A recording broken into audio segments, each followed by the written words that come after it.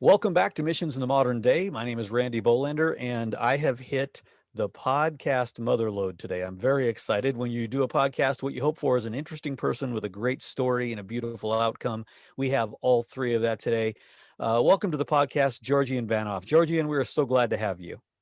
Thank you very much. Great to be here. Looking forward to this. Now, I've been looking over your book, Joy, God's Secret Weapon for Every Believer. And boy, what a time when people in the world need more joy. Backing up into your story a little bit, you grew up in communist Bulgaria. What can you tell us about growing up there? Well, everything that you might have read about communism and more is true. It's very anti-Christ spirit, anti-God, ultimately, because the author of communism is Karl Marx, and he was just hated God. I don't know what happened. It was a Jewish kid. They grew up in, I think, Lutheran church or something, and got a bitter toward God, and he poured his bitterness toward people, and in the system he created. It's called communism now, and it sounded like a socialism, communism, kind of economical system, but it's actually is religious, anti God system. So parents lose their right to speak whatever they want to speak to their children, to train them. They have to comply completely 100% to the communist philosophy, propaganda, and so forth. So I grew up in a very, like, I don't know where I come from. Like, parents don't say nothing about our past, nothing. And fear, and very atheistic, obviously. So Sunday was my worst days of the week because it's so quiet and so eerie and so like, what's going on? And no explanation of anything to do with life and God and stuff. So it's like during the week you get busy and stuff. But so, anyways, Lenin was supposed to be my daddy. That's how they train us. I did not like Lenin at all, but I heard about another Lenin, John Lennon, and I go, oh, I like this Lenin better. So, me and three boys started the first official rock band in Bulgaria, and that was our way of fighting for our own identity, having some sort of identity outside this weird communism. And so that's how I transitioned into like my teenage years was with forming the rock and roll music in Bulgaria. And how was that responded to? Well, at first we were more Beatle-ish, kind of more sweeter. Eventually, we got more into the Rolling Stone and more of the Led Zeppelin eventually. So the hard rock start to hit, and that's when they realized, these guys are dangerous. Even they try to tone us down in many, many ways, including having a communist uh, member in our studio controlling, like the drums were considered too much. So they always would put I was the drummer. So they always put the drums lower because we wanted to be, I mean, it's crazy, everything that they try to do to make us conform. And eventually they realized that it's impossible because they put us on national television at the time, one channel. That made us explode, and that became a threat to them. So they shut us down publicly. But that helped me think, I want to get out of here. I want to escape. I There want to was a get out. different life available. How did you Oh finally yeah. escape? Sorry. How did you finally escape from Bulgaria? Yeah, it was very, very, very crazy thing. Very very dangerous, really, very dangerous. People lost their lives trying to escape illegally. We managed.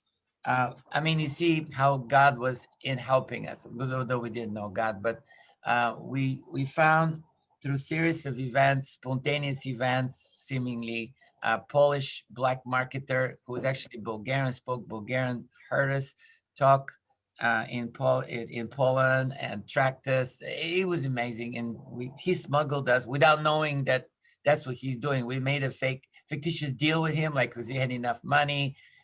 He knew who we were. We were popular, and we had the money. So we kind of made a deal, like we're gonna go and come back, and part of his black market thing, but it wasn't. It was just our way to get out, and he succeeded. So he crossed the successfully. And you got out from Bulgaria initially to where? Well, from Bulgaria, I got out to Berlin, East Berlin, the communist side. That's where the whole escape developed, because when you're behind the curtain in Bulgaria, I mean, you can't even come close to the border, like 50 miles or even more. It's just like you can't go there. So there was no understanding how to do it. So when I went to Berlin, uh, I to do some business for my mom, arts and things like that, and I saw the west side was like fully colored versus black and white. I mean, in a sense, you could see, and me and this rock and roll buddy we saw on top of a restaurant that you could see over, and we going, that's where I want to go. I don't want to just come to Berlin. He offered me a contract with the East Berlin band, and that was okay, but I wasn't so interested in that. But I was interested if I could come here and we could start working on getting over there. And that's how, once you see it, that's it. So they came back home, got my visas and stuff. Nobody knew what I'm planning, but I mean, mom, of course, best friends did not know, because you get them in trouble if they knew that you're really planning to escape.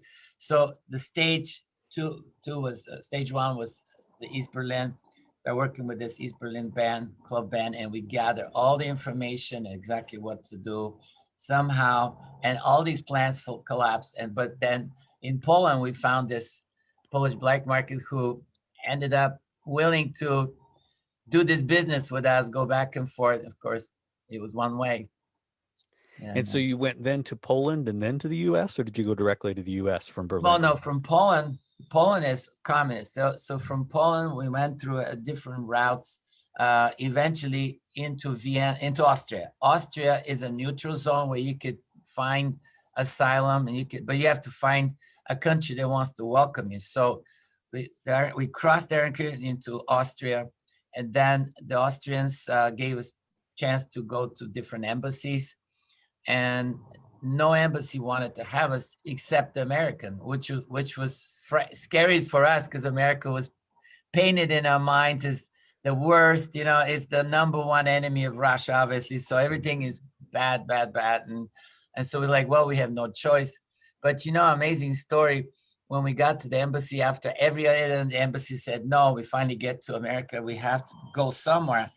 And when the soldier that was guarding the embassy found out roughly how we made it, he says, what are you doing here? How did you get here? So we said, well, we escaped. And they go, okay, so hold on. And so he brought us in to the ambassador, or rather the consulate, one of the officials of the government. And so he says, tell him your story. So we did. And this consulate stood, I feel like crying even now, open arms. Welcome home, boys. Welcome home. Welcome to America. You're the kind that this country is about. So welcome. I mean, it was like, I was like, what? Like the enemy, so to speak. But now he's just lovingly opened his arms physically and to welcome us. And like, wow. That's beautiful. Yeah. So when you came to the U.S., did you come to New York City originally? Yeah. First, we flew to New York, only to get processed and this organization that, like, it's called Tolstoy. It's an old Russian king's money kind of thing. Tolstoy, Tolstoy's money, that were helping immigrants to find a job. And that's pretty much. And so they got us a job, and then we started work in America. Emotionally, when you land and you get a firsthand look at who had been an enemy to you and suddenly you realized was a friend, what was going on in your heart at that point? Oh, this major transformation, not spiritual as much as soulish and emotional and social in every way. Like what, all these cultures and freedom, and you walk around and nobody cares what you're doing or anything. And it was just amazing seeing the police. For us, police are very dangerous because they're communists, so they could do whatever they want to you, anything, and it's nobody was gonna. So we avoided police, especially at nighttime. We avoided, walking by police, so we avoided. we acted like we're drunk. And if you're drunk, the police go, oh, he's okay. Mhm. That vodka was a big usage to get the man, especially seduced and drunk. It Mhm. was the cheapest. It's cheaper than bread, and vodka was the cheapest. So that you have something in your belly and you get you drunk. But police here were friendly, and in fact, you'll find this funny, but I would bump into a policeman just to test it, and they go, "Oh, it's okay," And I go, "Wow, you bump into a Bulgarian police, man, you're in big trouble." Very different reaction. Very different reaction. Also, the culture, seeing Black people for the first time, like taxi drivers or whatever in New York, and I'm going, wow, look at these cool guys. They like stretch, very relaxed. I just love the cultures, learning about culture. And the biggest shock was when I went to the first big grocery store. That was after we moved to Florida and got the first job, and the first paycheck, we go to the supermarket, like whatever it was named, Albertsons, whatever. Wow. Safeway, actually. I mean, a warehouse where you put airplanes, in my mind, that big. It's nothing but food. I mean, I was like completely overwhelmed. And you had choices that you didn't ever have before. Not only that, but the abundance. Yes, of course, choices, millions of choices, and lots of it. And it's like our stores are tiny, small, and the neighborhood has this little store, and there was no refrigerators. I've never seen refrigerators because there's really nothing to refrigerate. We buy stuff as it comes, especially meat, cheese, all this good stuff. You buy it, and there's maybe left only some canned food and stuff, but there's nothing to refrigerate. Imagine the shortage is always so big. Right. And pretty much empty. Now all these mega massive things filled with nothing but food. I'm like, wow, it was so amazing.